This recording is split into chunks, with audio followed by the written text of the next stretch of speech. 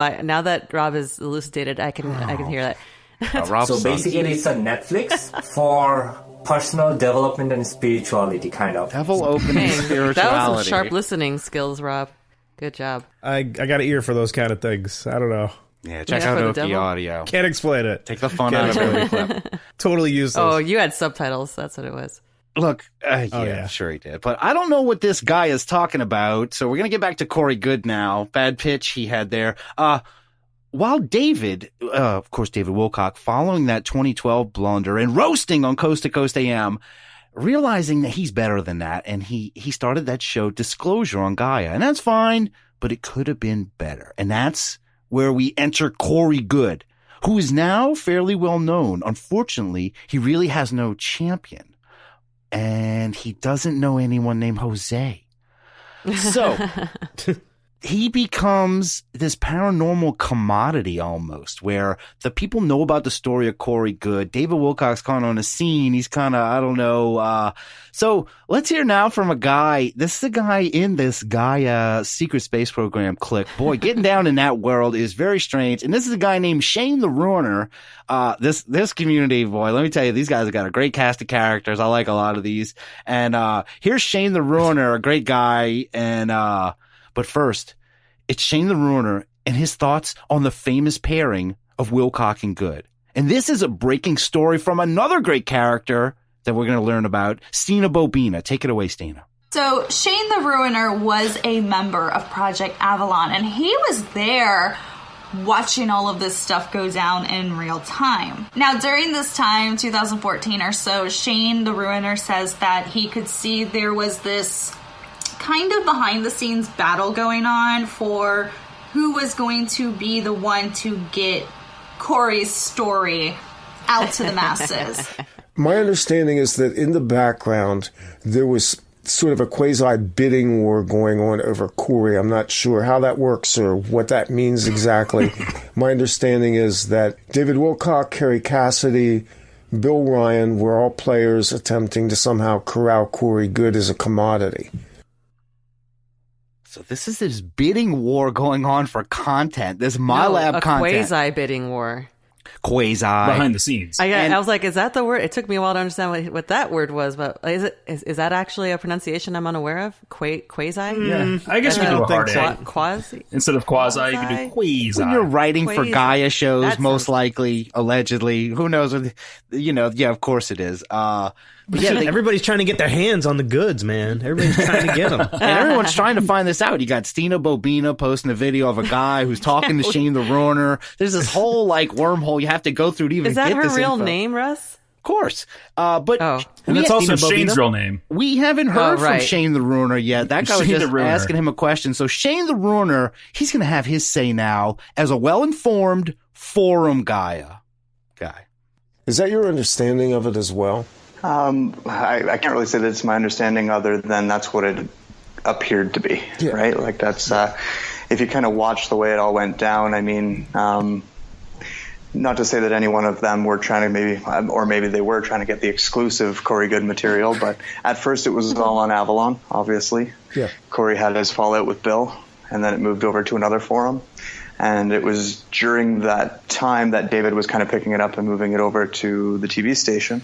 Yeah, from kind of what I observed, that seems to be true. Again, I can't know for sure, but it did definitely seem like almost like this little battle for exclusivity between the two parties.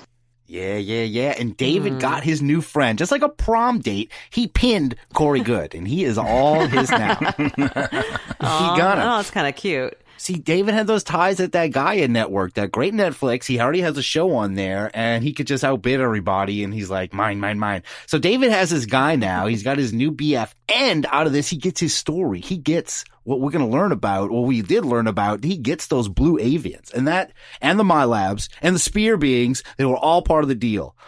And this is the thing now. So here is more on how this all went down from Stina Bobina. At first, it was supposed to be called Whistleblower, and it eventually turned into a show called Disclosure. Next thing you know, here comes his next show, his final show, The Show. Cosmic disclosure. It appears that David Wilcock had won that bidding war, and he got a hold of Corey Goode and his story, and that is how Cosmic Disclosure was born. So already we are seeing just some really, really questionable beginnings to Cosmic Disclosure. The reason for Cosmic Disclosure wasn't because of Corey's story being so wonderful and great that David felt that he needed to bring it out to a massive audience. It was because boyfriend wanted a raise. And wouldn't you know, who was having money problems at the same exact time, who was unemployed, whose wifey wasn't working either? It was Mr. Corey Goode. So it worked out in both of their favors. Oh, boy, they love this drama, man. But look, if you're David Wilcock, this is great, though, because you got this guy and you can dangle the money over him and you're going to get this great story. You're going to get all of it. Like, it works out. It sounds like a win-win. I mean, they have like kind of a mutual benefit to be had, like a symbiotic kind of relationship. Yeah, totally. Yeah, Corey's getting the spotlight, and David Wilcock's getting the green, and they're both getting the green. But Jude, I think. And Jude, I know you like you some reality television sometime. Boy, going after wifey wasn't working, boy needed the money, boyfriend had the money. It plays out like boyfriend almost wanted the money. Oh, dude, I would love a secret space program reality TV show. Oh my god, that's a great idea.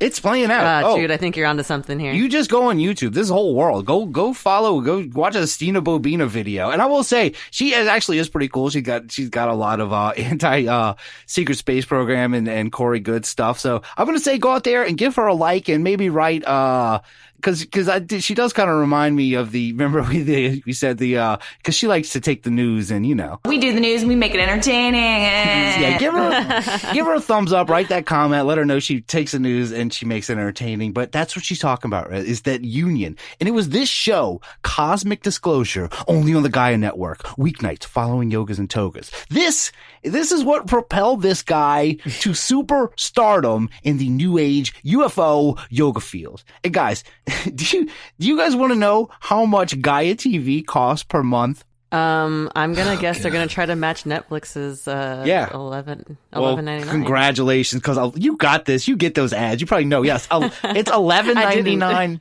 It's $11.99 a month for a basic membership. But if you want to save a few bucks, the basic, it's a basic membership. But if you want to drop $99, you'll get a full year.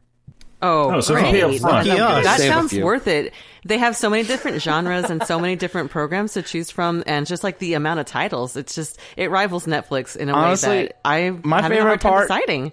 I love all the yoga videos. I haven't watched a single one. Love that they're there. Know they're there. It just makes you feel good. I just like the idea of them, so I subscribed. Yeah. Did you know I can access hundreds of yoga videos? It's impressive. But if you want to be real fancy and have all access, that is going to cost $24.92 a month. Strange price. What? Jesus Christ. The fuck are you WWE getting for Network that? is less than that. Rob, what does that come with? What aren't you getting for that? You get to, ask live questions. Not getting laid. It's like having YouTube on. I don't know what they're doing with that. But you can save a few bucks if you want to get a year of that. If you just drop $299 for the full year. Holy shit! And also, you can just add it as a channel on Hulu for like $10. You can just get regular Gaia TV. Like, oh wow, you can add it to that's Hulu. like a really good gym. That's like a really good gym membership. A really good one. And like that'll actually, that's like a personal trainer. That will actually physically help you, a gym membership, if you go. But Rob, teach you all the yoga videos. All the yoga with all the sprinkles. You need the ET sprinklings. Hey, look, I got one more. There's another option too. All right. If you only want streaming yoga content, you can sign up for the Yoga Glow package for a mere $18 a month, and you get unlimited yoga stuff, but you don't get any Corey Goode or David Wilcock stuff. I don't know. unless they have a yoga video. I don't know if they do or not, but boy, that would really be something. I think that would be worth the money right there. A Corey Goode. Not even like an avian pose? Not even like a little plush avian or like a little gray alien that you could like a little toy or something. Tote bag. A Goode ET. You had a tote bag. Yeah. Something. Oh man. So those are your options for Gaia. If you want to go catch up on this, because Cosmic Disclosure, boy, what is waiting for you? They went on to produce 17 seasons and 225 episodes. Cosmic Disclosure. This is the mash of Gaia. How many seasons are in a year? It is, and they just pump these out. 20. Pump. Holy shit. It's all my labs. It's all just endless avian UFOs. That's what you're getting. That's what you're getting when you pay when you pay that big Gaia bill. You're getting all those episodes right there. This is how there's worlds full of this shit. This is why there's 10 different secret space programs. Okay, this is the order. This is why there's the ICC and the MIB and the GG Allen. This is why, because I mean, each one got a whole season. Like, this is why this is such dense, weird UFO conspiracy. Yeah, it is dense and weird. Now it all makes sense why this episode is so popular. Yeah. Or why David Wilcock's people are still so trying to popular. figure it out, and we did it, and we still don't know. But David Wilcock, he was able to parlay this new friendship into this just juggernaut of a new age UFO SSP content. And here is some more about this ascension of Corey Goode because of David Wilcock, boyfriend's money from, of course, Stina Bobina. Corey and David would go on to host 11 seasons of Cosmic Disclosure together. There was multiple insiders that were featured on this show. It wasn't just Corey and David, but it went from David being the host to this new host and host. It kind of became the Corey Goode story, and David was just there. Next thing you know, they start doing conferences together, and at first, Corey would not speak without David with him. Eventually, he did start speaking alone, and you can see that he was presented on the same level of David Wilcock. Like, it wasn't David Wilcock headlining like it used to be. Now it was Corey and David. This guy who was an absolute fucking nobody, had no experience or knowledge or anything within this ufology or New Age community. Oh my! All of a sudden, was headlining conferences just based on his alleged testimony alone, just because David vouched for him. Yeah, Wilcock, he's got that juice, man. David Wilcock, he's the kingmaker, and he made this guy, and his ascension was pretty meteoric. Like, Corey Goode, that's why I had to sit here and go, where did this dude come from? Because I've heard of David Wilcock for a year, and Corey Goode is like she said, is on that same level now. Yeah, it's just like, man, she's so venomous about it. And it's, what's really funny to me is this dichotomy between like her tone of voice and like the vocal fry. She's such a ballet girl, but she's talking about these secret space programs. Ella. I'm like, how did you, who is this chick? Look, lay off Stina. Look, you're gonna, when we get to the end of this, you're gonna change your tune about Stina, I promise you. But this, I hope so. So Cosmic Disclosure and its many, many episodes, it wasn't entirely focused on Corey Goode's story. I mean, how could it be? What'd she say? 11 seasons, 17 seasons, 200,000 episodes? 11 seasons. That's going to get stale at some point. So they also featured other whistleblowers. Boy, they love blowing those whistles in the SSP world. And we're going to introduce one of them now. This, of course, I'm just doing this. This is Rob's favorite guy who is a whistleblower. And Rob's strong arm me into this. This is for you, buddy. This whistleblower is a man named Emery Smith. And here's a little bit about Mr. Smith.